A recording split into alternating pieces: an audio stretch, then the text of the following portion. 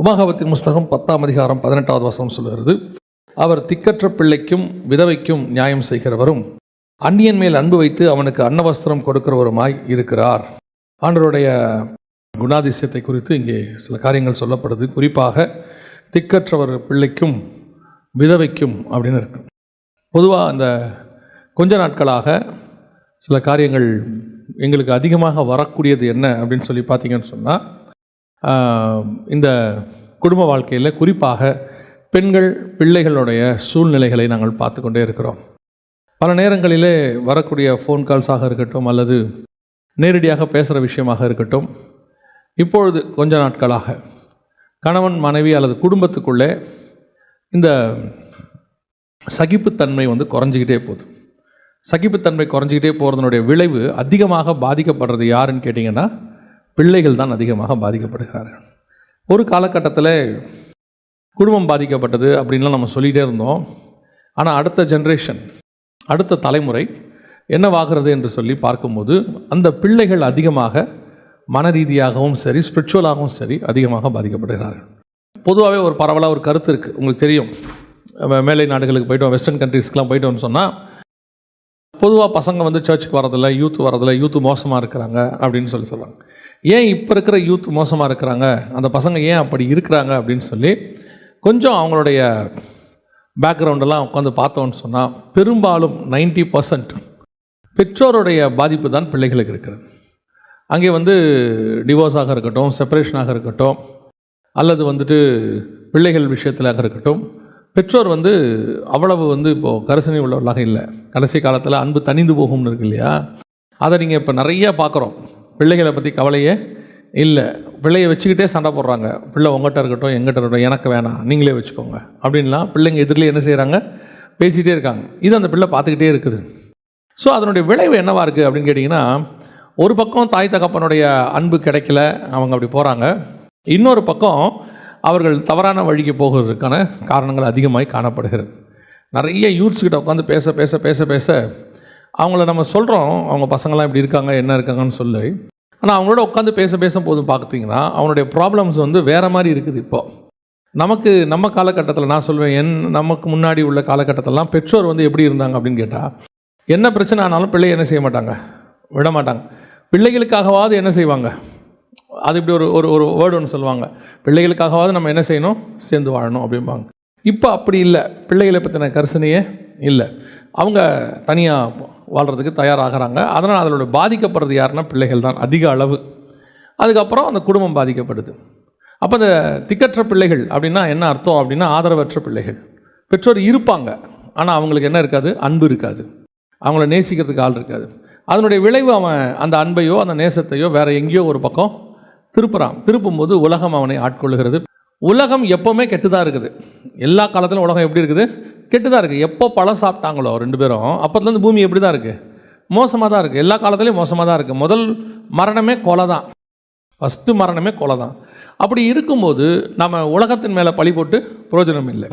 நோவா காலத்தில் பூமி சீர்கேட்டதாக இருந்தது, கொடுமையினால் நிறைந்திருந்தது. அப்போ அந்த காலத்துலேயும் ஒரு மனுஷனால் நீதிமானாய் வாழ முடிஞ்சிச்சு. இப்போ நம்ம சர்க்கம்ஸ்டன்ஸ் மேலே பழி போட முடியாது. ஸ்கூலில் தான் என் பிள்ளை கெட்டு போகுது, டியூஷனுக்கு போகிற இடத்துல தான் கெட்டு போகுது, வேலைக்கு போகிற இடத்துல தான் கெட்டு போகுது அப்படின்னு. எந்த இடத்திலும் கெடாமல் இருக்க முடியும், எந்த இடத்திலும் பிள்ளையால் பத்திரமாக இருக்க முடியும். நான் ரொம்ப ஆச்சரியமாக பார்க்குற ஒரு விஷயம் என்னென்னா, சோதோம் குமாராவுக்குள்ளேயே 2 பெண் பிள்ளைகளை ரொம்ப பத்திரமாக லோத்துவின் மனைவி பாதுகாத்துட்டாங்க. லோத்துவின் மனைவி சோதோம் குமாராக்குள்ளேயே 2 பெண் பிள்ளைகளை பத்திரமாக பாதுகாத்துட்டாங்க. யோசிச்சு பாருங்கள், சோதோம் குமாரா 100% அழிகிற இடத்துக்கு வந்துருச்சு. ஆனால் அந்த 2 பெண் பிள்ளைகள் மட்டும் ஒழுக்கமாக இருந்துச்சு. ஆனால் எப்போ ஒரு தாயும் தகப்பனும் பிரிஞ்சிட்டாங்க, தனியாகிட்டாங்களோ, அந்த 2 பெண் பிள்ளைகளும் கெட்டு போச்சு. இதுதான் நமக்கு கற்றுக்க வேண்டிய ஒரு பாடம். திக்கற்ற பிள்ளைகள் ஆகும் பொழுது அந்த பிள்ளைகள் ஒரு செப்பரேஷன். பெற்றோர் தயவுசெய்து உங்களோட பார்க்குறத விட அடுத்த ஜென்ரேஷனை பாருங்கள், அடுத்த ஜென்ரேஷனை பற்றி கொஞ்சம் கவலைப்படுங்க. நாம் எடுக்கிற முடிவு அவங்கள எப்படி பாதிக்கும்னு பாருங்கள். இன்றைக்கி நிறைய செப்பரேட் ஆகிற பெற்றோரால் பிள்ளைகளை கண்டிக்க முடியல, கேள்வி கேட்க முடியல. நீ என்ன பெரிய ஒழுங்கான்னு பிள்ளைங்க கேட்குது.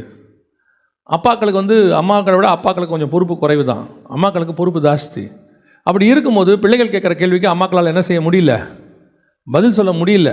இன்றைக்கி நிறைய பிரச்சனை அங்கே தான் இருக்குது. அப்போ அந்த திக்கற்ற பிள்ளைகள் அப்படின்னு சொல்லக்கூடியதான இவர்களுக்கு கர்த்தர் சொல்கிறாரு, உபாகமத்தின் புஸ்தகம் 10ஆம் அதிகாரம் 18ஆம் வசனம் வாசிங்க பார்ப்போம். திக்கற்ற பிள்ளைக்கும் விதவைக்கும் நியாயம் செய்கிறவராக இருக்கிறார். ஆதரவளிக்கிறாருங்கிறது வேற, அவர் ஆதரவாக இருக்கிறாரு அப்படிங்கிறது வேற. அவர்களுக்கும் கர்த்தர் என்ன செய்கிறாராம்? நியாயம் ஒன்று செய்கிறார். அவர்களுக்கு தேவையானபடி ஒரு ரைச்சஸ்னஸ் ஒன்று ஆண்டவர் செய்கிறார். வேதாகமத்தில் இப்படிப்பட்ட சில ஆட்களை நாம் நெகட்டிவாகவே பார்க்குறோம். இங்கே அப்பா அம்மாவோட வளர்ந்தவங்க நிறைய பேர் இருக்கிறாங்க. ஒரு சிலர் அம்மா இல்லாமல் வளர்ந்தவங்க இருக்கிறாங்க. ஒரு சிலர் அப்பா இல்லாமல் வளர்றவங்க இருக்கிறாங்க. 2 பேருமே இருப்பாங்க, ஆனால் தனியாக வளர்கிறவங்க இருப்பாங்க.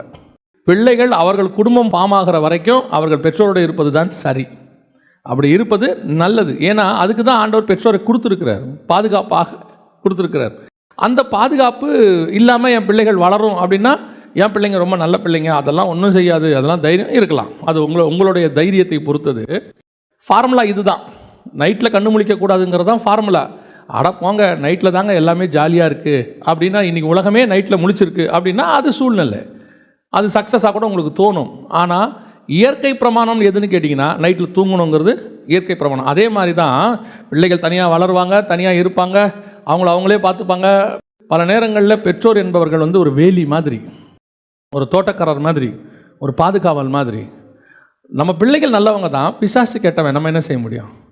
பல நேரத்தில் ஏன் ஆண்டவர் இந்த உறவுகள், எதுக்கு ஒரு நாட்டுக்கு கோட்டைன்னு ஒன்று கொடுக்கணும், சுவர்னு ஒன்று கொடுக்கணும், பாதுகாப்புன்னு ஒன்று கொடுக்கணும்? ஏன் ஒரு வீட்டுக்கு நம்ம கதவுன்னு கொடுக்கணும்? யோசித்து பாருங்கள். எங்கள் ஏரியாவில் எல்லோரும் ரொம்ப நல்லவங்க, அதனால் நாங்கள் நைட்டில் கதவை பூட்டாமையே தான் தூங்குவோம். நான் சொல்கிறீங்க, பூட்டுறோம் தானே, அது ஒரு பிரமாணம். அந்த மாதிரி தான் இதுவும். பல நேரங்களில் நாம் இந்த பிள்ளைகளை, இன்றைக்கி சூழ்நிலை வேறு, பெரும்பாலும் நாம் பிள்ளைகளை திக்கற்றவர்களை விடக்கூடாது.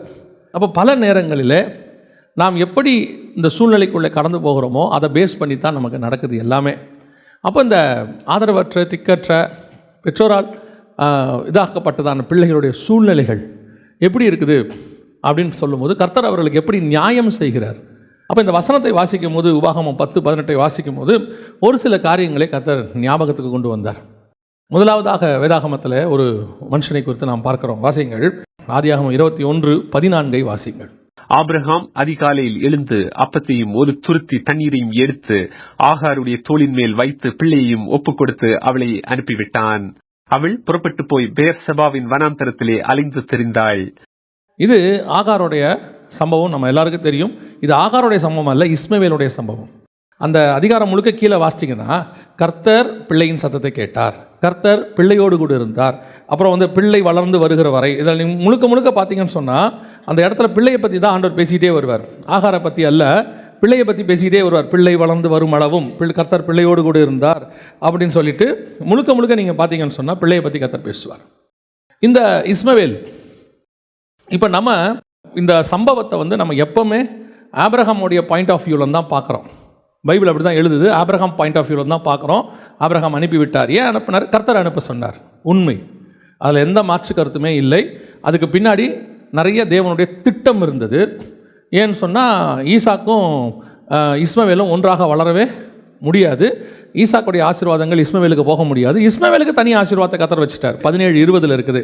இஸ்மவேலுக்காகவும் நீ செய்த விண்ணப்பத்தை கேட்டேன், நான் அவனை ஆசீர்வதித்து அவனை மிகவும் அதிகமாக பலுகி பெருகவும் பண்ணுவேன். ஸோ இந்த வாக்கு தத்தம் இஸ்மவேலுக்கு ஆண்டவர் கொடுத்துட்டார்.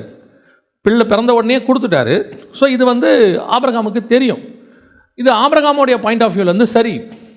இஸ்மவேலுடைய பாயிண்ட் ஆஃப் வியூலேருந்து கொஞ்சம் பாருங்களேன். இஸ்மவேலுடைய பாயிண்ட் ஆஃப் வியூலேருந்து பாருங்கள். வசனம் சொல்லுது, பிள்ளையையும் ஒப்பு கொடுத்து அப்படின்னு இருக்குது. அப்போ பிள்ளைக்கு என்ன வயசு இருக்குன்னு பார்த்தீங்கன்னா, குறைஞ்சபட்சம் 14 வயசு இருக்கும். அதிகம் எவ்வளோன்னு தெரியாது. ஏன்னு சொன்னால், இஸ்மவேல் பிறந்து கிட்டத்தட்ட 13 வருஷம் கழித்து தான் ஈசாக்கு பிறக்கிறான். ஆபிரகாமுக்கு 86 வயசில் இஸ்மவேல், 100 வயசில் தான் யார் பிறக்கிறா? ஈசாக்கு பிறந்த பிறகு தான் இந்த சம்பவம் நடக்குது.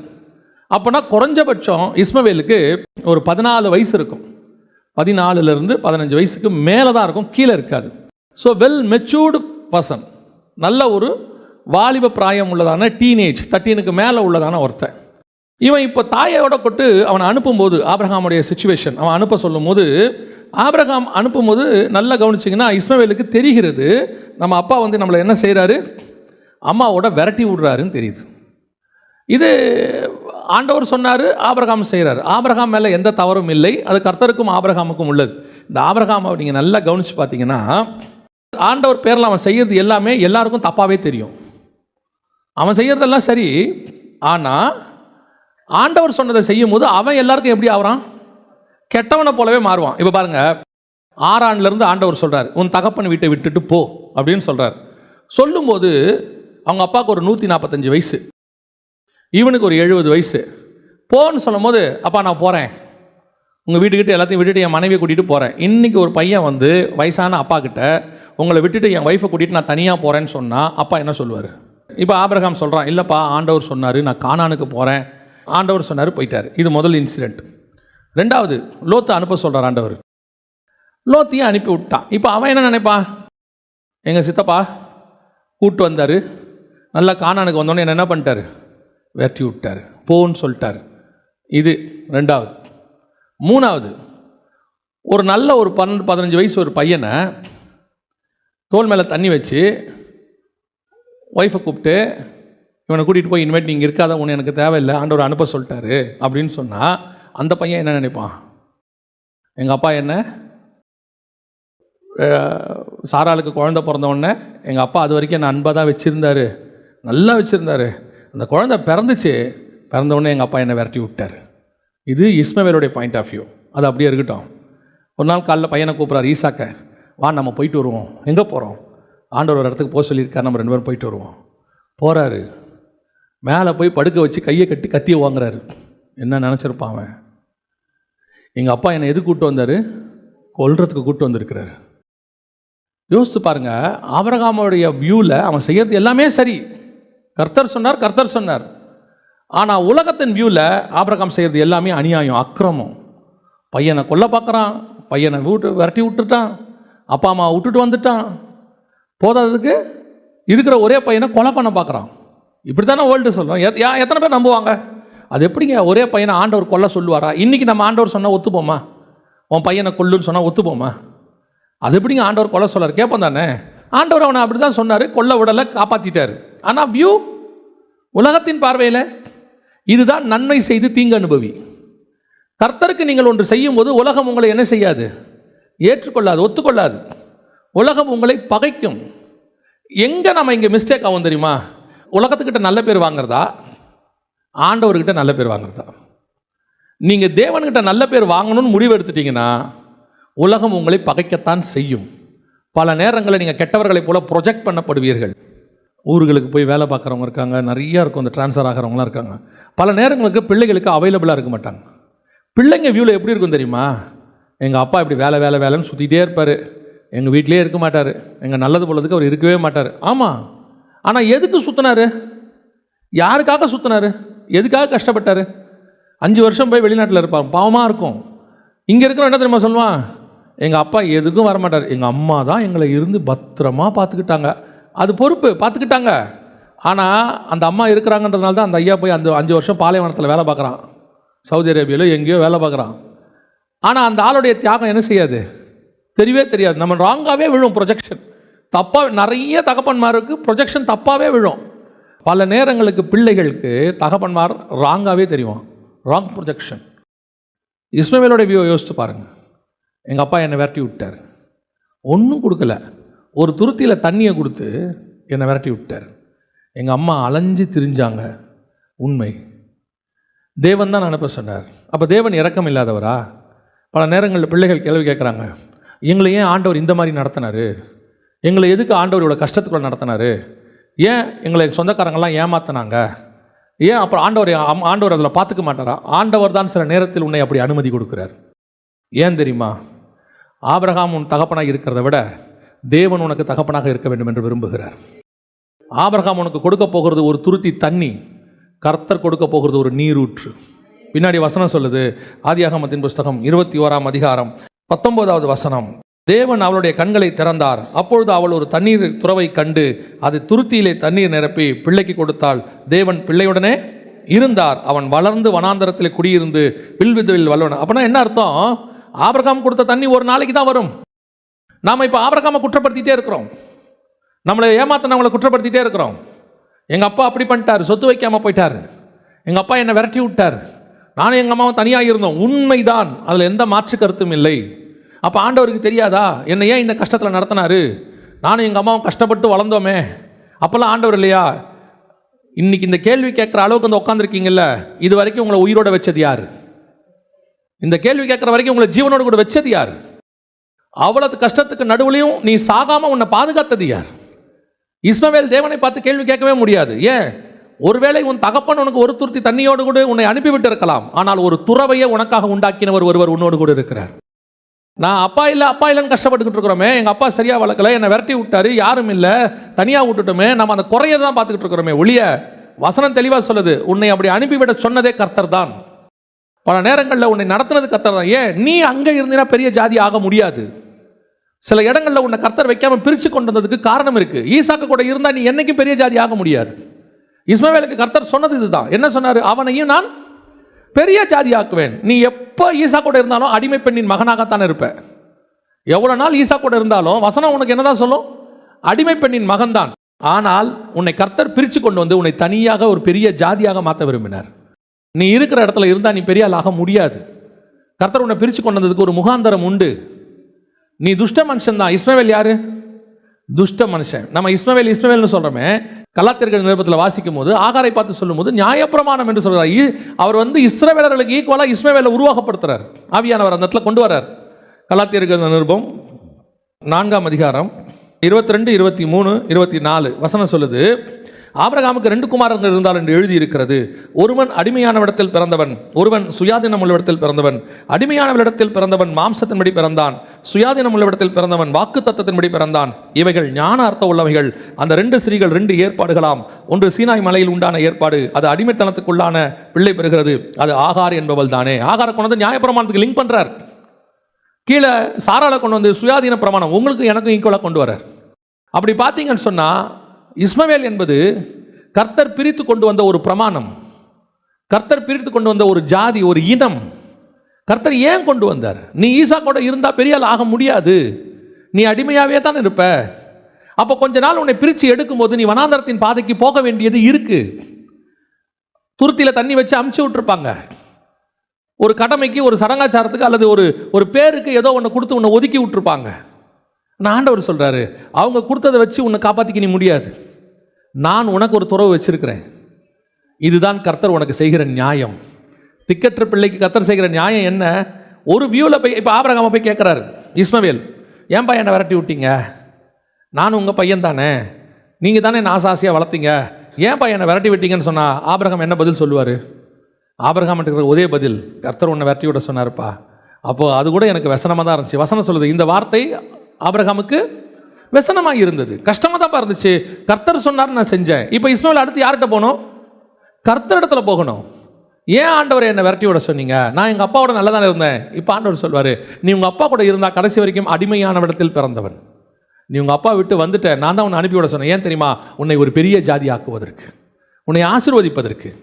எவ்வளோ காலங்கள் நம்ம இருந்த இடத்துல இருந்திருந்தோம்னா இந்நேரம் நம்ம எப்படியோ தான் இருந்திருப்போம்.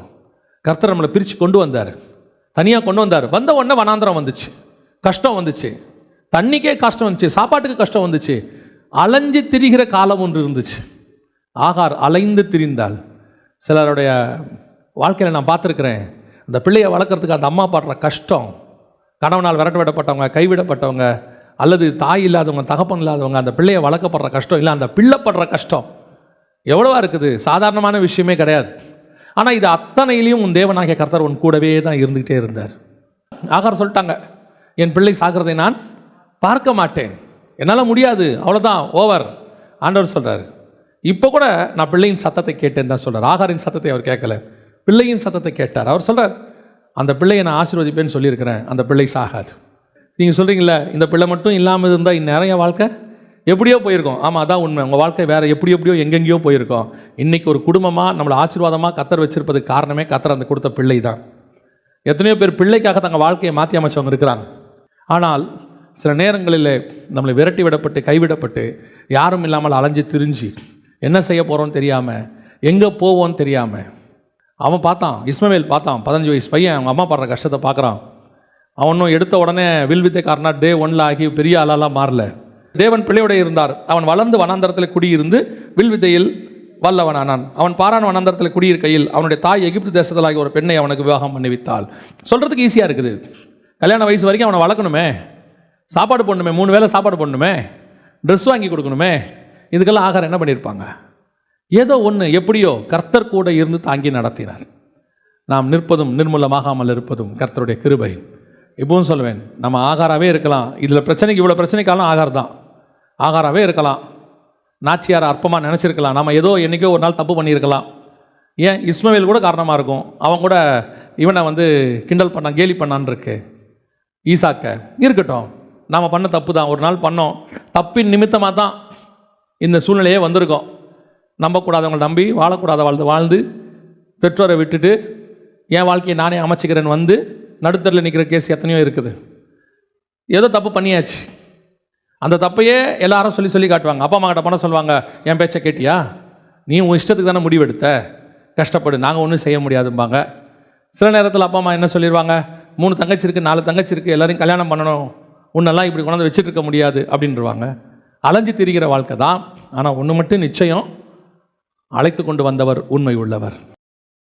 நம்ம ஆண்டவர்கிட்ட இருக்க ஒரு பெரிய ஸ்பெஷாலிட்டி என்ன தெரியுமா? எந்த இடத்துல எவ்வளோ பெரிய தப்பு செஞ்சிருந்து எங்கே நீங்கள் மனம் திரும்பினாலும் அந்த இடத்துலேருந்து நம்மை காப்பாற்றுவதற்கு அவர் வல்லமை உள்ளவராக இருக்கிறார்.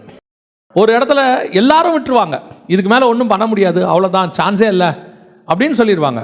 ஆனால் அந்த இடத்துலேருந்து கொண்டு வந்து காப்பாற்றுறதுக்கு கர்த்தர் வல்லமை உள்ளவர். அது எந்த சூழ்நிலையாக இருக்கட்டும். இப்போது ஆண்டவர் தான் வாக்கு கொடுக்குறார். திக்கற்றவர்களுக்கு அவர் என்ன கொடுக்குறார்? நியாயம் செய்கிறவராக இருக்கிறார். அவன் வியூ இஸ்மவேல் வியூ, அது ஆபிரகாம் வியூ. அவன் செஞ்சதில் அவன் பக்கம் நியாயம் இருக்குது. நம்ம யாரையும் குற்றப்படுத்த வேண்டாம். நம்மளை அனுப்பி விட்டாங்க, விரட்டி விட்டாங்க, நாம் இப்படி இருந்தோம், பரவாயில்ல, இருந்துட்டு போட்டோம். அது ஒரு சூழ்நிலை, அது ஒரு காலகட்டம்.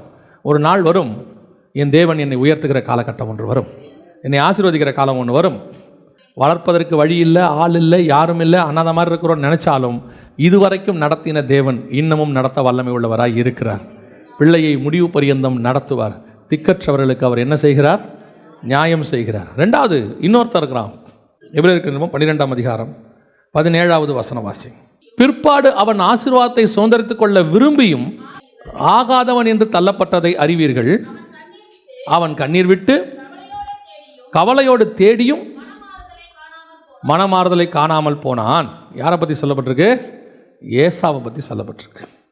இந்த ஏசாவுடைய வாழ்க்கையை எடுத்து பாருங்க. இப்போ நம்ம எல்லாருமே யாக்கோபோடைய வியூலேருந்து தானே பார்த்துட்டு இருக்கிறோம். யாக்கோபோடைய வியூலேருந்து பார்க்குறோம். ஏசாவோடைய வியூலேருந்து பாருங்க. தான் தம்பிக்கிட்ட ஒரு நாள் சாப்பாடு கேட்குறான், உயிர் போகிற நேரத்தில். அந்த நேரத்தில் அவன் என்ன பண்ணுறான் தெரியுமா? கொடுக்குறேன், சேஷ்டபுத்திர பாகத்தை கொடுத்தினா தரேன்றான். ஏசா சொல்கிறான், சாவ போகிறேன், சேஷ்டபுத்திர பாகத்தை வச்சு நான் என்ன செய்ய அப்படின்னு கேட்குறான். அவன் பண்ண தப்பு, அதில் மாற்று கருத்துமே இல்லை. ஏன்னா சேஷ்டபுத்திர பாகம் சாவர வரைக்கும் வரும், செத்தாலும் வரும். செத்துட்டானா ஏசாவுடைய பசங்களுக்கு தான் அது வரும். அவன் என்ன பண்ணிட்டான்? அவன் செஞ்சது தப்பு, அதில் எந்த மாற்றுக்கு திருப்பியும் சொல்கிறேன், ஏசா செஞ்சது தப்பு. ஆனால் அவன் கண்ணீர் விட்டு அழுதான்னு இருக்குது. திருப்பி இன்னொரு இடத்துல எபிரேயர் 12 இருக்குது. தான் செஞ்சதுக்கு அவன் என்ன செய்கிறான்? வருத்தப்படுறான். ஐயோ, நான் தப்பு பண்ணிட்டேன், அந்த சேஷ்டபுத்திர பாகத்தை நான் விட்டுட்டேன். இன்றைக்கும் அவனை மாதிரி தான் நம்ம எத்தனை இடத்துல விட்டுட்டு ஆண்டவர்கிட்ட அழுகுறோம். சேஷ்டபுத்திர பாகம் போச்சு, எங்கள் அப்பா கிட்டேருந்து ஒரு ஆசீர்வாதமாவது கிடைக்குமே எனக்கு, அதை வாங்கலான்னு நினச்சிக்கிட்டு இருந்தா இவன் உள்ளே புந்து அதை வாங்கிட்டு போயிட்டான். நீங்கள் ஏசா வியூவில் பண்ணிட்டு பாருங்கள். பின்னாடி அதுக்கு பின்னாடி இருக்கிற ஸ்பிரிச்சுவாலிட்டி வேறு, கன்ஃபார்மாக வேறு. யாக்கோபை வாங்கினதுக்கு ஒரு காரணம் இருக்குது. ரெபேக்கா யாக்கோபை போய் வாங்க சொன்னதுக்கு ஒரு காரணம் இருக்குது. ஏன்னு சொன்னால் வயிற்றில் பிள்ளை மோதி கொண்ட போதே ரெபேக்கா கிட்ட ஆண்டவர் சொல்லிட்டார், மூத்தவன் இளையவனை சேவிப்பான்னு சொல்லிட்டார். ஒருவேளை ரெபேக்கா செய்யாவிட்டாலும் கர்த்தர் அந்த வேலையை செஞ்சிருப்பார். நான் எப்படி நம்புறேன் தெரியுமா? ஏன் ஈசாக்க குருடாக்குனாரு? பர்பஸ், கர்த்தரோட திட்டம். கண்ணு மட்டும் நல்லா இருந்துச்சு, கதை முடிஞ்சு. இவர் கன்ஃபார்மாக யாரை தான் ஆசீர்வச்சிருப்பாரு? ஏசாவை தான். இப்போ ஏசாவோடைய வியூவில் பாருங்கள், சேஷ்டபுத்திர பாகம் போச்சு. சரி, எங்கள் அப்பா வாயிலேருந்து எனக்கு என்ன வேணும்? ஒரு ஆசீர்வாதம் வேணும். இவனை ஏமாத்தினது யார் தெரியுமா? இதுதான் இருக்கிறதுலே டாப்பு, அம்மா. உலகத்திலேயே நம்ம நம்புறது யாரை தான்? அம்மாவை தான். நான் இந்த ஒரு குறிப்பிட்ட சில வருஷங்களில் பார்க்குறேன், போன இஷ்யூவில் அம்மா தான் காப்பாத்துச்சு. அப்படிப்பட்ட அம்மாவும் இருக்குது.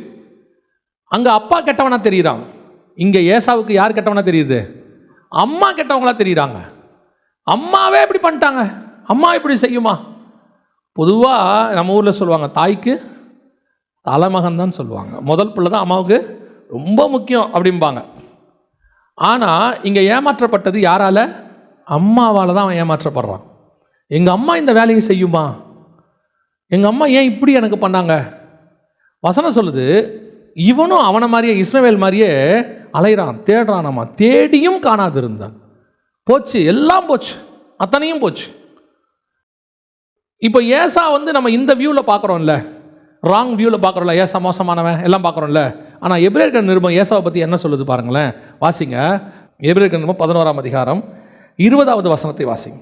விசுவாசத்தினாலே ஈசாக்கு வரும் காரியங்களை குறித்து யாக்கோபையா, யாக்கோபும் ஏசாவையுமா? அப்போ ஏசா ஆசீர்வாதத்துக்குள்ளே வந்துட்டான் பார்த்தீங்களா? விசுவாச வீரர்கள் பட்டியலில் ஆசீர்வதிக்கும் போது ஒருத்தரையே தான் சொல்லிக்கிட்டே வரும். ஆபிரகாமுக்கு அப்புறம் ஈசாக்கு வருவார், ஈசாக்கு அப்புறம் யாக்கோபு வருவார், இப்படி தானே வருது. யோசேப்பை பற்றி வரும்போது வருது இல்லை. ஆனால் ஒவ்வொருத்தரும் ஆசீர்வாதத்தை பற்றி தான் வரும். ஆனால் இங்கே ஆசீர்வாதத்தை சொல்லும்போது ஈசாக்கு 2 பேர் ஆசீர்வச்சதையும் வருது. ஆனால் இவன் என்ன கேட்குறான்? ஏசா என்ன கேட்குறான் ஈசாக்கு கிட்ட? எனக்கு ஒன்று கூட நீங்கள் வைக்கலையான்னு கேட்குறான். அவன் சொல்கிற வார்த்தை என்ன? எனக்கு ஒன்று கூட வைக்கலையா? ஆதியாகமத்தின் புஸ்தகம் 27ஆம் அதிகாரம். ஏசா தன் தகப்பனை நோக்கி, என் தகப்பனே, இந்த ஒரே ஆசீர்வாதம் மாத்திரமா உம்மிடத்தில் உண்டு? என் தகப்பனே, என்னையும் ஆசீர்வதியும் என்று சொல்லி ஏசா சத்தமிட்டு அழுதான். இப்போ பாருங்க, அவன் போய் அப்பா கிட்ட கேட்குற விஷயம் என்ன? எல்லாரும் என்ன ஏமாத்திட்டாங்கப்பா, யாக்கோபும் ஏமாத்திட்டான், அம்மாவும் ஏமாத்திட்டாங்க, எல்லாம் ஏமாத்திட்டாங்க, ஏதாவது ஒன்றாவது இருக்குதான்னு கேட்குறான். ஏதாவது ஒன்று, எல்லாத்தையும் அவன்கிட்ட கொடுத்துட்டீங்க, பரவாயில்ல, இவ்வளோதான் இருக்குது அவங்கக்கிட்ட. ஏதாவது அவனுடைய ஏக்கத்தை பாருங்க. தகப்பனால் ஆசீர்வதிக்கப்படணும்னு. ஏசா வேட்டைக்காரனாக இருந்தான், வனசஞ்சாரியாக இருந்தான், கொலை செய்ய தேடினான், இதெல்லாம் நமக்கு தெரியுது. சேஷ்டபுத்திர பாக்கத்தை அசட்டை பண்ணான், எல்லாம் உண்மைதான். ஆனால் அவனுக்கிட்ட இருக்கிற ஒரே ஒரு எண்ணம், நம்ம எவ்வளோ கெட்டவனாக இருந்தாலும் ஒரு எண்ணம் இருக்குது, எங்கள் அப்பா என்னை ஆசீர்வதிக்கணும், எங்கள் அப்பா என்னை ஆசீர்வதிக்கணும். அந்த ஆசீர்வாதத்தில் அவன் கேட்கும்போது கேட்குறான், ஒன்றாவது எனக்கு இருக்காப்பா, ஒரு ஆசீர்வாதத்தை எனக்கு கொடுத்துருக்கலையா? எல்லாத்தையும் யாக்கப்பட்டு கொடுத்துட்டியா? சில நேரங்களில் இந்த பெற்றோர் ஒரு சிலர் பண்ணுறது ஆச்சரியமாக இருக்குது. ஒரு பிள்ளையை வஞ்சித்து இன்னொரு பிள்ளையை ஆசீர்வச்சிடுறாங்க. ஏசாவோட வியூவில் பார்த்தீங்கன்னா அவங்க அம்மா பண்ணது தப்பு. ஏசா வியூவில் அவன் ஸ்பிரிச்சுவலுக்கு வந்துட்டா, இவன் ஸ்பிரிச்சுவலில் இல்லை. ஆனால் வசனம் எபிரேயரில் சொல்லுது, ஈசாக்கு யாக்கோபையும் ஏசாவையும் ஆசீர்வதித்தான். அப்போ ஏசாவுக்கு என்ன ஆசீர்வாதம்? அந்த 40வது வசனம் வாசிங்க, 27:40. உன் பட்டயத்தினாலே நீ பிழைத்து உன் சகோதரனை சேவிப்பாய். நீ மேற்கொள்ளும் காலம் வரும்போதோ உன் கழுத்தில் இருக்கிற அவனுடைய நுகத்தடியை முறித்து போடுவாய் என்றான். மேற்கொள்ளும் காலம் எது? ஏசாவுடைய வாழ்க்கையில் நீங்கள் நல்லா கவனிச்சு பாருங்க. ஏசா ஏதோமியர்னு அர்த்தம். ஏசாவுடைய சந்ததியாருக்கு பேர் என்ன? ஏதோமியர்னு இருக்குது. எங்கே இருக்குன்னு கேட்டிங்கன்னா 25ஆம் அதிகாரத்தில் அவன் சிவப்பான கூழை கேட்டதுனால அவனுக்கு ஏதோம் அப்படின்னு ஒரு பேர். இந்த ஏதோமியர் தான் பின்னாட்களில் அரபியர்கள். இப்போ இருக்கிற அரபியன்ஸ் இருக்காங்க இல்லையா, அவங்களுடைய பூர்வீகம் தான் ஏதோமியர்கள். இப்போ நீங்கள் பார்த்தீங்கன்னா அவங்க அரபியர்களாக இருக்கிறாங்க. வசனம் என்ன சொல்லுது? மேற்கொள்ளும் காலம் வரும்போதோ நுகத்தடியை நீ முறித்து. நுகத்தடினா அடிமைத்தனம். நீ அவனை சேவிப்பாய் எல்லாம் சொல்லிட்டு, இந்த அடிமைத்தனம் உனக்கு எப்போ போகும்? நீ மேற்கொள்ளும் காலம் வரும்போது. எந்த மேற்கொள்ளும் காலம் வரும்போது? இயேசு கிறிஸ்து புறஜாதியாரை விடுதலையாக்கி, இயேசு கிறிஸ்துவின் மூலமாக புறஜாதியாராக நீங்களும் நானும் பிள்ளைகளாகும்படிக்கு அதிகாரம் கொடுத்தார்ல. சேஷ்டபுத்திர பாகம் இஸ்ரவேலுக்கு இருந்தது, இப்போ சேஷ்டபுத்திர பாகம் இயேசு கிறிஸ்துவின் வழியாய் நமக்கு வந்து விட்டது. இப்போ நீங்களும் நானும் தான் பிள்ளைகளாக இருக்கிறோம். சரி, இதில் ஏசாவுக்கு என்ன நியாயம் செய்யப்பட்டது? அதான் கேள்வி. ஏசா கிட்ட யாக்கோபு தந்திரமாக சேஷ்டபுத்திர பாகத்தை வாங்கினான்ல, அவனுக்கே தெரியாமல் யாக்கோபு கிட்ட ஒன்று வாங்கி ஏசா கையில் கத்தர் கொடுத்துட்டாரு. என்ன கொடுத்தாரு? வாசிங்க, ஆதியாகமத்தின் புஸ்தகம் 25ஆம் அதிகாரம் 34வது வசனத்தை வாசிங்க. அப்பொழுது யாக்கோபு ஏசாவுக்கு அப்பத்தையும் பயிற்றங்கூளையும் கொடுத்தான். அவன் புசித்து குடித்து எழுந்திருந்து. ஏசா யாக்கோபு உயிர் போதுன்னு என்ன கேட்டான்? கூழ் கேட்டான். இவன் என்ன கொடுத்தான்? அப்பத்தையும் கூழையும் கொடுத்தான். கூழ் என்ன கலர் கூழ்? அங்கே வசனம் இருக்குது, சிவப்பு கூழ்.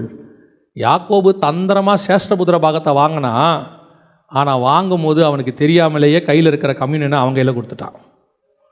அப்பத்தையும் சிவப்பான கூழுங்கிறது, அப்பமும் சிவப்பான கூழ், அப்பமும் ரசத்துக்குமான அடையாளம். இஸ்ரவேல் கையில் இருக்கிற கம்யூனியன் புறஜாதி கைக்கு போயிடுச்சு.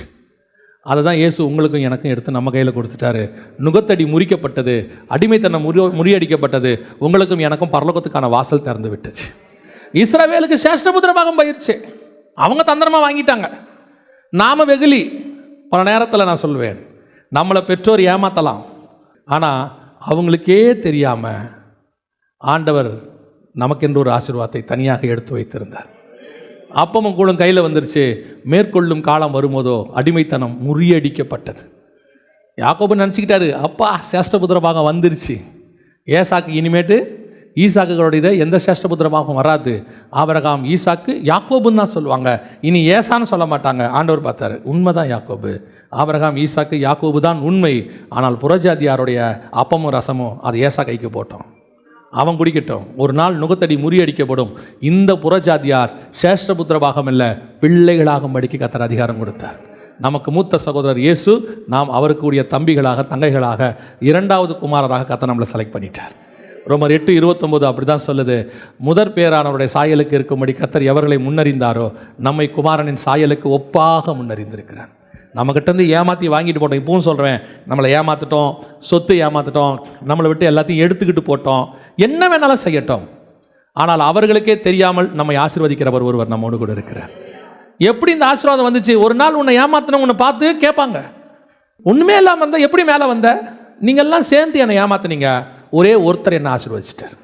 ஒரு குடும்பம் என்னை ஏமாத்துச்சு, ஒரு தேவன் என்னை ஆசீர்வதிச்சார். ஒரு அப்பா அம்மா என்னை ஏமாத்தினாங்க, ஒரு அப்பா என்னை ஆசீர்வதிச்சிட்டார். அவ்வளோதான். நீங்கள் எத்தனை பேர் வேணால் சேர்ந்து ஏமாத்துங்க, ஆசீர்வதிக்கிற ஒருத்தர் என் கூட நின்றுக்கிட்டு இருக்கிறாரு. உங்களுக்கு தெரியாமலேயே ஆசீர்வாதத்தை என் கையில் கொண்டு கொடுத்துருவார். பல நேரத்தில் அப்படி தான் நடக்கும். நம்ம அவ்வளோ மோசமானவங்க தான், ஆனாலும் கர்த்தர் நம்மை தந்தெடுத்தார், கர்த்தர் நம்மளை செலக்ட் பண்ணினார், வேறு பிரித்தார். நம்மை தாய் ஏமாற்றி இருக்கலாம், சகோதரனை ஏமாற்றி இருக்கலாம், எல்லாத்தையும் வாங்கிட்டு போயிருக்கலாம், ஒன்று கூட இல்லாமல் பண்ணியிருக்கலாம். எல்லாமே ஜீரோ. ஆனால் ஒன்றை கர்த்தர் நமக்கு எடுத்து வச்சிருந்தார். நமக்கு முன்பதாகவே கர்த்தர் நியமித்து வைத்திருந்தார்.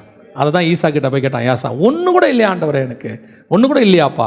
அந்த ஒன்று என்ன தெரியுமா? காலம் வரும்போது நுகத்தடி முறித்து போடப்பட்டது. உன் கையில் உனக்கே தெரியாமல் அப்பமும் ரசமும் தம்பி கொடுத்துட்டு போயிட்டான். இஸ்ரவேலேருந்து அப்பமும் ரசமும் எங்கே வந்துருச்சு? நம்ம கைக்கு வந்துருச்சு. இனி கர்த்தர் நம்மளை மாற்றி வச்சிருக்கிறார். கடைசியாக இன்னொருத்தர் இருக்கிறான். லூக்கா எழுதின சுவிசேஷம் 1ஆம் அதிகாரம் 80வது வசனத்தை வாசி. அந்த பிள்ளை வளர்ந்து ஆவியிலே பலம் கொண்டு இஸ்ரவேலுக்கு தன்னை காண்பிக்கும் நாள் வரைக்கும். யாரு? யோவான் ஸ்நானகன். இவன் யார் தெரியுமா? ஆக்சுவலாக பெரிய ஆசாரியனுடைய பையன், சகரியாவின் மகன். அந்த 2ஆம் அதிகாரத்தில் பார்க்குறோம், சகரியா தான் அவங்களுடைய அப்பாவாக இருக்கிறான். அவன் போய் தான் வந்து அந்த இதில் ஆசாரிப்பு கூட தேவாலயத்தில் போயிட்டு எல்லா வேலையும் செய்கிறான். அந்த பெரிய ஆசாரியத்துவத்தை, அவனை முறைமையின்படி ஆசாரியத்துவம் செய்யக்கூடியவன், அவனுடைய பையன்தான் யார்? யோவான் ஸ்நானகன். பெரிய ஆசாரியனுடைய பையன். ஆனால் வசனம் சொல்லுது, அந்த பிள்ளை வளர்ந்து ஆவியிலே பலம் கொண்டு இஸ்ரவேலுக்கு தன்னை காண்பிக்கும் நாள் வரைக்கும் எங்கே இருந்தான்?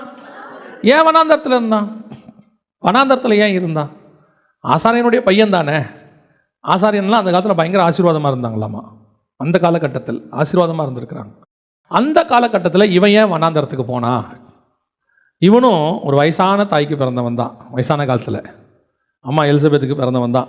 வயசான காலத்தில் பிறந்தவன். ஒரு ஆசாரியனுக்கு வயசான காலத்தில் பிறந்தவன். ஆனால் இவன் வாழ்க்கை ஆசாரித்துவம் இவன் கையிலேருந்து வாங்கப்பட்டு விட்டது. இப்போ ஆசாரித்துவத்தில் அவன் இல்லை. இப்போ இயேசு வரும்போது நியாயமாக இவன் தான் ஆசாரியனாக இருந்திருக்கணும் இல்லையா? அவங்க அப்பாவுக்கு அப்புறம் இவன் தானே இருக்கணும். அடுத்தடுத்து ஆசாரித்துவம் வரும். அப்போ அவங்க அப்பாவுக்கு அப்புறம் அடுத்த ஆசாரித்துவம் யாருக்கிட்ட வரணும்? யோவான் ஸ்நானகன்கிட்ட வரணும். ஆனால் இல்லை, இவன் எங்கே இருக்கிறான்? வனாந்தரத்தில் இருக்கிறான். நல்ல சாப்பாடு கிடையாது, நல்ல ட்ரெஸ்ஸு கிடையாது. ஒட்டகமயிர் ஆடையை தரித்திருந்தான், வெட்டுக்கிளியும் காட்டுத்தேனும் அவனுக்கு ஆகாரமாக இருந்தது. வீட்டில் நல்லா சூப்பராக சாப்பிட வேண்டிய ஆள், நல்ல ஆசாரியனுக்கு கொடுக்க வேண்டிய தசமா காணிக்கெல்லாம் யாருக்கு வந்திருக்கணும்? யோவான் ஸ்நானகனுக்கு வந்திருக்கணும். அவங்க அப்பா கிடைக்க வேண்டியதெல்லாம் இவனுக்கு தான் வந்திருக்கணும். ஏன்? என்ன நடந்துச்சு? என்ன ஆச்சு? சூழ்நிலைப்படி அவன் வனாந்தரத்துக்கு போயிட்டான். அவனுடைய ஆசாரித்துவம் பிடுங்கப்பட்டு விட்டது. அவங்ககிட்ட ஆசாரித்துவம் இல்லை. அவன் வனாந்தரத்தில், வனாந்தரம்னா உங்களுக்கு தெரியும் நினைக்கிறேன், கஷ்டத்தில் இருக்கான். மார்க் எழுதின சுவிசேஷம் 1ஆம் அதிகாரம் 13வது வசனம் சொல்லுது, வனாந்தரத்தில் மிருகங்கள் தான் இருக்குமா. இவன் பிள்ளை தன்னை காட்டுகிற வரைக்கும் வனாந்தரத்தில் தான். இயேசுவாது 40 நாள் இருந்தார். மத்திய எழுதின சுவிசேஷம் 11ஆம் அதிகாரம் 11வது வசனம் வாசிங்க பார்ப்போம். ஸ்திரீகளிடத்தில் பிறந்தவர்களில் யோவான் ஸ்நானகனை பார்க்கிலும் பெரியவன் ஒருவனும் இல்லை. அப்படின்னா என்ன அர்த்தம்? ஸ்திரீகளத்தில் பிறந்தவர்கள் அப்படின்னா ஆதாமுக்கு அப்புறம் உள்ள எல்லாமே, ஏவாளுடைய பசங்கள்ல இருந்து இயேசு கிறிஸ்து வரைக்கும் பிறந்தவர்களில் யோவான் ஸ்நானகனை போல பெரியவன் ஒருவனும் இல்லை. இதுதான் கர்த்தர் அவனுக்கு கொடுத்திருக்கிற கணம். யாரை பார்க்க வனாந்தரத்துக்கு போனீர்கள்? யோவான் ஸ்நானகனை பற்றி ஆண்டவர் பார்க்கிறார். அவன் யார் தெரியுமா? ஏற்றுக்கொள்ள நீங்கள் மனதாக இருந்தால் அவன் வருகிறவனாகிய எலியா அவன்தான். நீ உன்னுடைய ஆசாரியத்துவம் போயிருக்கோம், உன்னுடைய எல்லாத்தையும் எடுத்து விட்டுருப்பாங்க. உன் சூழ்நிலை வனாந்தரத்துக்குள்ள நல்ல சாப்பாடு இல்லை, நல்ல ட்ரெஸ் இல்லை, ஏதோ ஒன்று வாழ்க்கையை ஓட்டணும். ஆனால் எனக்கு வச்சிருக்கிற அழைப்பு மேலானது, எனக்கு கொடுக்கப்பட்டிருக்கிற பொறுப்பு மேலானது. இந்த பூமியை காப்பாற்றுறதுக்கு ஒருத்தர் வருவார், அவருக்கு வழியை ஆயத்தம் என்ற பொறுப்பு என் கையில் ஆண்டவர் கொடுத்து விட்டு போயிருக்கிறார். அந்த பொறுப்பை நான் செய்யணும்.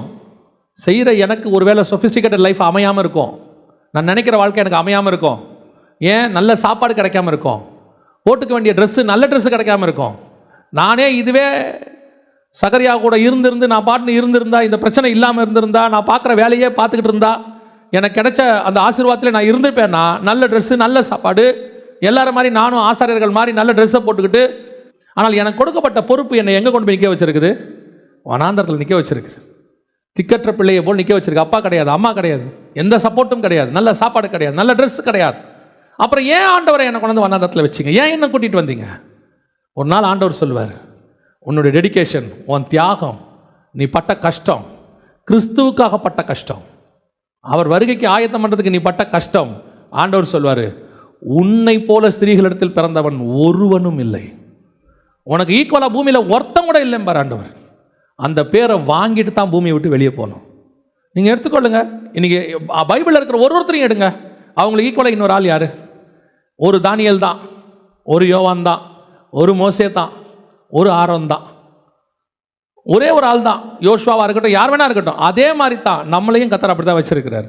அந்த ஒரு ஆள் யூனிக்காக அழைப்பு பெற்று நீ கர்த்தருக்கு முன்பாக நிற்க வேண்டியவனாக இருக்கணும்னா கொஞ்ச நாள் நீ வனாந்தரத்தின் பாதையில் போக வேண்டியதான் இருக்கும்.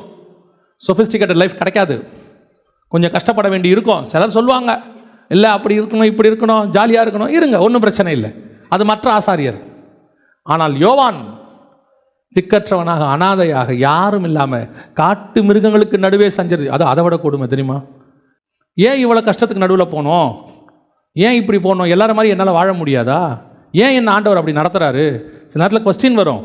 யோவான் ஸ்நானகனுக்கே எப்படி இருக்கும்? எங்கள் அப்பா பார்த்த தேவாலயத்தில் எத்தனை பேர் வேலை பார்த்துக்கிட்டு இருக்கிறான், நல்லா தசமபாகத்தை வாங்கி சாப்பிட்றானுங்க, பலி பொருள் எல்லாம் வீட்டுக்கு எடுத்துகிட்டு போகிறானுங்க, என்ன கௌரவம், என்ன மரியாதை, அத்தனை பேர் எப்படி இருக்கான்? ஏன் நான் மட்டும் வனாந்தரத்தில் எப்படி இருக்கணும்? எத்தனை நாள் தேவனை கொஸ்டின் பண்ணியிருக்கிறோம்? நம்ம ஏன் கேட்டிருக்கோம்ல எத்தனை நாள், எனக்கு மட்டும் ஏன் இந்த மினிஸ்ட்ரி, எனக்கு மட்டும் ஏன் இந்த வாழ்க்கை, எனக்கு மட்டும் ஏன் இந்த பிரச்சனை? இதே மாதிரி என் கூட படித்தவங்களாம் நல்லா இருக்கிறானே, என் கூட பிறந்தவங்களாம் நல்லா இருக்கிறாங்களே, என் கூட மினிஸ்ட்ரிக்கு வந்தவங்களாம் நல்லா இருக்கிறானே, ஏன் எனக்கு மட்டும் இது? ஆண்டவர் சொல்கிறாரு, அவன் எல்லாம் 10-11, நீ தான் ஸ்திரீகளிடத்தில் பிறந்தவனில் பெரியவன். அவங்கள தேடி ஜனங்க ஒரு நாள் போன காலம் இருக்கு, உன்னை தேடி வனாந்தரத்துக்கு ஜனங்கள் வருகிற காலம் ஒன்று உண்டு. The days will come, you must wait. அதுக்கு தான் கர்த்தர் உன்னை வனாந்தரத்தில் நடத்துறார். நீ வனாந்தரத்தில் போகும்போது, பிரச்சனைக்கு போகும்போது, கஷ்டத்தில் போகும்போது ஒன்று மட்டும் தெரிஞ்சுக்கணும், என்னை கர்த்தர் நடத்துவதற்கு ஒரு முகாந்தரம் உண்டு. கர்த்தர் எனக்கு நியாயம் செய்யாமல் போகவே மாட்டார். திக்கற்ற பிள்ளைகளுக்கு நியாயம் செய்கிறவர் ஒருவர் இருக்கிறார். அல்லேலூயா. நம்ம ஜெபம் பண்ண போகிறோம். கண்களை மூடுவோமா? இங்கே உன்னை பார்க்கும்போது யாருக்கும் உன் கஷ்டம் தெரியாது. நீ பார்க்கறதுக்கு ரொம்ப கௌரவமாக நின்றுட்டு இருக்கிற, ஆனால் உன் வாழ்க்கையில் நீ கடந்து வந்த பாதை உனக்கு மட்டும்தான் தெரியும். தகப்பன் இல்லாமல் உன் தாய் உன்னை வளர்க்கப்பட்ட கஷ்டம், தாய் தகப்பன் இல்லாமல் நீ பட்ட கஷ்டம், தாய் தகப்பன் இருந்தும் நீ பட்ட அவமானம், நீ ஆதரவற்றவனா, அனாதையா, திக்கற்றவனா, வனாந்திரத்தில் அலைந்து தெரிஞ்ச காலம், பிளாட்ஃபார்மில் படுத்திருந்த காலம், ஏன் நல்ல வீட்டுக்குள்ள வசதி, ஆனால் உள்ளுக்குள்ள உன் வாழ்க்கை வனாந்திரம், கண்ணீர், அடி, உத, இது எல்லாத்தையும் கர்த்தர் பார்த்துட்டு தான் இருக்கிறார். இது எல்லாருக்கும் நியமிக்கப்பட்ட பாதை கிடையாது. ஸ்திரீகளிடத்தில் பிறந்தவர்களில் பெரியவன் ஒருவனும் இல்லைன்னு யார் முன்குறிக்கப்படுறானோ அவனுக்கான பாதை அது, அவனுக்கான பாதை. நீ எவ்வளவு தாழ்த்தப்பட்டாயோ, எவ்வளவு கேவலப்படுத்தப்பட்டாயோ, எவ்வளவு அடிக்கப்பட்டாயோ, எவ்வளவு நொறுக்கப்பட்டாயோ, நீ அவ்வளவும் உயர்த்தப்படுவாய், அவ்வளவு நீ சந்தோஷத்தை காண்பாய். நீ பட்ட பாடுகளுக்கான ஆசீர்வாதத்தை கர்த்தர் கொடுக்காமல் பார்க்கவே மாட்டார். ஏன்னா திக்கற்ற பிள்ளைகளுக்கும் விதவைகளுக்கும் அவர் நீதி நியாயம் செய்கிறவர். நீ போகிற பாதையை மாற்றி அமைக்காம கர்த்தர் விடவே மாட்டார். ஒருவேளை நீ நினைச்சிட்டே இருக்கலாம், எத்தனை வருஷம், 10 வருஷமா, கல்யாணம் ஆன நாள்ல இருந்தா, என்னைக்கு இது மாறும்? ஆண்டவர் சொல்றார், ஏசாவுக்கு மாறுறதுக்கு 2000 வருஷம் ஆச்சு, அவன் சந்ததிக்கு மாறுறதுக்கு 2000 வருஷம் ஆச்சு. உனக்கு அத்தனை அவ்வளோ தூரம் போகாது. சீக்கிரத்தில் கர்த்தர் மாற்றி அமைப்பார். நீ கண்ணீர் விட்டு, ஐயோ நான் பண்ண தப்புனால தான் இப்படி இருக்கேன். உண்மை, நம்ம எங்கேயோ ஒரு இடத்துல தப்பு பண்ணிட்டோம், தெரியாமல் பண்ணிட்டோம், வாலிப பிராயத்தில் பண்ணிட்டோம், மாம்ச இச்சையில் பண்ணிட்டோம், அல்லது ஏதோ ஒரு வேகத்தில் பண்ணிட்டோம். அதனால் நம்ம துரத்தப்பட்டோம், வேதனை அனுபவிக்கிறோம். கர்த்தர் உன் பாவத்தை பார்க்கல, உன்னை மட்டும்தான் இப்போ பார்த்துக்கிட்டு இருக்கிறார். உன்னை மாற்றி அமைக்க அவர் செய்வார். இங்கே யாரும் தப்பு பண்ணாதவங்க யாருமே கிடையாது. பண்ண தப்புக்கு நடுவில் உன்னை காப்பாற்ற தான் கர்த்தர் விரும்புகிறார். மனசை விட்டுறாத, வாழ்க்கையை விட்டுறாத, முடிவு எடுக்காத, சூசைடுக்கு நேரம் முடிவு எடுக்காத. உனக்கு இன்னொரு வாழ்க்கை, பயங்கரமான ஆசீர்வாதமான வாழ்க்கையை கர்த்தர் வச்சிருக்கிறார். எல்லார் கண்ணுக்கு முன்னாடி உன்னை செழிப்பாக்கி கர்த்தர் உட்கார வைப்பார். உன் தலை எங்கே தாழ்ந்ததோ அங்கேயே உயர பண்ணுவார். எந்த கைகள் உன்னை அடித்ததோ அந்த கையை உன்னை அரவணைக்கிறபடி கர்த்தர் செய்வார். நான் பண்ணது தப்புன்னு சொல்ல வைப்பார். உன் தேவனால் கர்த்தரால் கூடாத காரியம் ஒன்றும் இல்லை. அவர் நியாயம் செய்கிறவர். உன் துக்க நாட்கள் முடிந்து போகும். நீ ஆண்டவர்கிட்ட ஒப்பு கொடுத்து ஜெபம் பண்ணு. ஆண்டவரே, நான் ஒரு காலத்தில் என் தகப்பனால் ஏமாற்றப்பட்டேன், என் தாயாரால் ஏமாற்றப்பட்டேன், என் சகோதரர்களால் ஏமாற்றப்பட்டேன். ஒருவேளை அவங்க என்னை ஏமாத்துறதுக்கு நான் கூட காரணமாக இருந்திருக்கும். ஏன் தப்பு கூட ஆகார மாதிரி நான் பண்ண தப்பு கூட நான் இன்னைக்கு அலைஞ்சு திரியறதுக்கு காரணமாக இருந்திருக்கும். ஆனால் ஆண்டவர் சொல்றார், உன் தப்பை நான் மன்னிச்சு உனக்கு ஒரு நீரூற்றை நான் உண்டாக்குவேன். நீ வளர்ந்து ஆசீர்வாதமாக இருப்பதற்கான ஒரு வாழ்க்கையை நான் ஏற்படுத்தி கொடுப்பேன். நீ ஒரு நாள் சேஷ்டபுத்திர பாக்கத்தை அசட்டை பண்ணினாய், அதனால நீ அலைஞ்சு திரிஞ்ச உண்மைதான். ஆனால் உன் நுகத்தடியை முறித்து போடுகிற தேவன் ஒருவர் இருக்கிறார். நியாயம் செய்கிறவர் ஒருவர் இருக்கிறார். உன் கையை விட்டு போனது சேஷ்டபுத்திர பாகமாக இருக்கலாம், ஆனால் உன் கைக்கு வந்தது அப்பமும் ரசமும். சகல ஆசீர்வாதத்தினுடைய திறவுகோல் அது. வானத்தையும் பூமியும் உண்டாக்கிற தேவனிடத்திலிருந்து அது வந்திருக்கிறது. உன்னை ஒரு நாளும் அவர் கைவிடவே மாட்டார். நீ ஒரு ரோட்டில் நடந்து போகும்போது சில வீடுகளை பார்க்கும்போது, இந்த வீட்டில் நான் வாடகைக்கு கூட இருக்க முடியாதுன்னு நீ நினச்ச காலம் இருக்கு. இது உள்ளே இருக்கிற தாப்பால கூட என்னால் வாங்க முடியாதுன்னு நினச்ச காலம் இருக்கு. இதில் ஒரு செங்கல் கூட என்னால் வாங்க முடியாதுன்னு நினச்ச காலம் இருக்கு. ஆண்டவர் சொல்றார், நான் உன் தகப்பனா இருக்கிறேன், நீ பயப்படாத. உன்னை அரண்மனைக்குள்ளே உட்கார வைக்கிற தேவன் ஒருவர் இருக்கிறார். அந்த தேவன் சர்வ வல்லமை உள்ள தேவன். நம்ம ஜெபம் பண்ண போகிறோம், ஆண்டவர்கிட்ட ஒப்பு கொடுக்க போகிறோம். ஆண்டவரே, இதில் என்னுடைய தப்புகள் நிறைய இருக்குப்பா. நான் தேர்ந்தெடுத்த லைஃப் தான் இது, எனக்கு நானே செலக்ட் பண்ணிக்கிட்டது தான். எல்லாரும் சொல்கிறாங்க என் தலையில் மண்ணை வாரி போட்டுக்கிட்டேன்னு சொல்கிறாங்க, உண்மைதான். ஆனால் என் வாழ்க்கையை மாற்ற உங்களால் முடியும்பான்னு ஒப்புக்கொடு. ஆண்டவரே, நான் பண்ண தப்பை சரி பண்ண உங்களால் முடியும்பான்னு ஒப்புக்கொடு. அந்த தேவன் சர்வ வல்லமை உள்ள தேவன். ஒப்பு கொடுப்போமா தேவ சமூகத்தில்? கர்த்தர் இன்னைக்கு உன்னை ஆசீர்வதிக்க விரும்புகிறார். உன் பாடுகளை மாற்றி அமைக்க விரும்புகிறார். உன் திக்கற்ற உனக்கு தாயும் தகப்பனுமாய் தேவன் மாறப்போகிறார். இன்னிலிருந்து உனக்காக அவர் பறிஞ்சு பேசுவார். நீ நினைச்சல்ல, எங்கள் அப்பான்னு ஒருத்தர் என் கூட இருந்தாருன்னா பேசியிருப்பார்ல, எங்கள் அம்மா இருந்திருந்தாங்கன்னா எனக்கு பேசியிருப்பாங்கல்ல நீ நினைக்கிறல்ல. ஆண்டவர் சொல்றார், நான் பேசுகிறேன் உனக்கு தாயும் தகப்பனுமாய் இருந்து. உனக்காக நான் வழக்காடுறேன், உன்னை நான் கை விடவே மாட்டேன். நீ என் சாயலாய் படைக்கப்பட்டவள், நீ என் சாயலாய் படைக்கப்பட்டவன். உனக்குள்ள இருக்கிற ஆத்மா என்னுடையது, அதை எப்படி நான் விட்டு கொடுப்பேன்? உன் தேவனாகிய கர்த்தர் உன் பட்சத்தில் இருக்கிறார். உனக்கு எதிராய் நிற்பவன் யார்? தைரியத்தோடே போ, கர்த்தர் உன் பட்சத்தில் இருக்கிறார். நாம் ஜெபம் பண்ண போகிறோம். கர்த்தர் உன் கூட இடைப்பட்டு இருப்பார்னா உன் கரங்களை ஆண்டவருக்கு நேராக உயர்த்தி உன் இருதயத்தை அவருக்கு நேராக ஊற்றி சொல்ல, ஆண்டவரே, உம்மை தவிர எங்களுக்கு வேறு யாரும் இல்லை. ஆண்டவரே, திக்கற்ற பிள்ளைகளுக்கு நீங்கள் தான் இருக்கிறீங்க. எல்லாரும் எங்களை ஒரு நாள் கைவிட்டுட்டாங்க ஆண்டவரே. நம்பினவங்களாம் கைவிட்டுட்டு போயிட்டாங்க ஆண்டவரே. நம்பினவங்களாம் எங்களை கைவிட்டுட்டு போயிட்டாங்க. அநேகர் ஏமாற்றப்பட்டு திருப்பி, ஐயோ இவங்களாவது எனக்கு ஆதரவாக இருப்பாங்கன்னு கடைசியாக நம்பினவங்க கூட உன்னை கைவிட்டுட்டாங்க. நீங்க தான்ப்பா எனக்கு பலன், நீங்க தான் எனக்கு ஆதரவு. சர்வ வல்லமை உள்ள எங்கள் ஆண்டவரே, இந்த அருமையான நேரத்தில் உங்களுடைய கிருபை உள்ள கரத்தில் எங்களை தாழ்த்தி ஒப்பு கொடுக்கிறோம். நாங்கள் திக்கற்றவர்களும் ஆதரவற்றவர்களும் மனுஷரால் கைவிடப்பட்டவர்களும் பரிதபிக்கப்பட்டவர்களுமாய் இருக்கிறோம் ஆண்டவரே. இந்த பிள்ளையை வளர்க்க நான் என்ன செய்வேன்னு போராடுகிற எத்தனையோ தாய் ஆண்டவரே. இந்த நரகத்திலிருந்து நான் எப்படி தப்பிப்பேன்னு வாழ்க்கையில் நினைச்சு நொந்து கொண்டிருக்கிற எத்தனையோ வாலிப பிள்ளைகள் ஆண்டவரே. ஒரு தடவை தெரியாம பண்ண தப்புக்காக எத்தனை வருஷம் தண்டனை ஆண்டவரே.